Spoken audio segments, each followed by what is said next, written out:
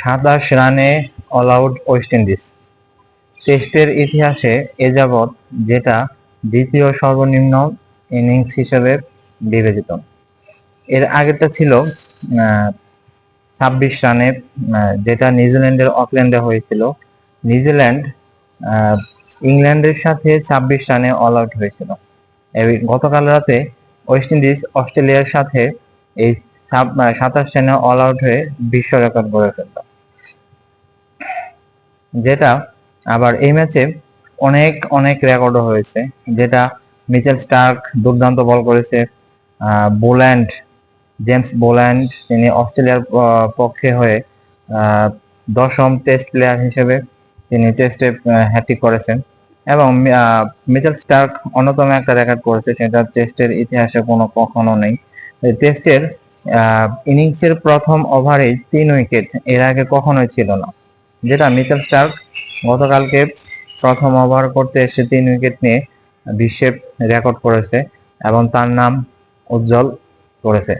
আরো একটা রেকর্ড হচ্ছে, সেটা টেস্টে এই প্রথম 7 জন ব্যাটসম্যান 0 রানে আউট হলো এবং তারা কোনো রানই করতে পারেনি, রানের খাতা খোলার আগে তারা আউট হয়ে গেছে।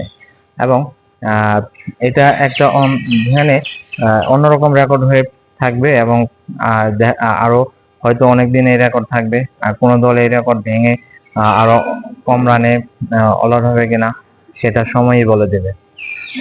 ওয়েস্ট ইন্ডিজ গতকাল 204 রানের লক্ষ্যে জেতার জন্য ব্যাটিং করতে নেমেছিল, কিন্তু তারা মাত্র 13.4 ওভারের মধ্যেই সবকটি উইকেট হারিয়ে 27 রানে অল আউট হয়ে গেছে, যেটা টেস্টের ইতিহাসে দ্বিতীয় সর্বনিম্ন রান হিসেবে রেকর্ড হয়ে গেল।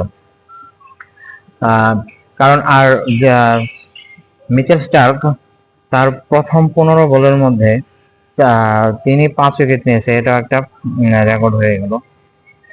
কারণ তারা ঠিকমতো অস্ট্রেলিয়াও তেমন ঠিকমতো রান করতে পারেনি, অন্য ওয়েস্ট ইন্ডিজও এর আগেও তেমন রান করতে পারেনি। তারা দ্বিতীয় ইনিংসে 204 রানের লক্ষ্যে খেলতে নেমে 213.4 ওভারে মাত্র 27 রানে অল আউট হয়ে গেল। এর আগের রেকর্ডটি ছিল মাত্র 26 রানে, যেটা নিউজিল্যান্ড করেছিল ইংল্যান্ডের বিপক্ষে। টেস্টে যে এই এত অল্প রানে অল আউট হওয়া সম্ভব, যেখানে ওয়েস্ট ইন্ডিজের অনেক প্লেয়ার ছিল আগেই অনেক ওয়েস্ট ইন্ডিজের টেস্টে ভালো হয়েছিল, কিন্তু তারাও সেটা গতকাল করতে পারল না, এবং তারাও অল আউট হয়ে যে লজ্জার একটা রেকর্ড করলো তৃতীয় ম্যাচে। এবং অস্ট্রেলিয়া এই সিরিজটি জিতে নিল ওয়েস্ট ইন্ডিজের বিপক্ষে।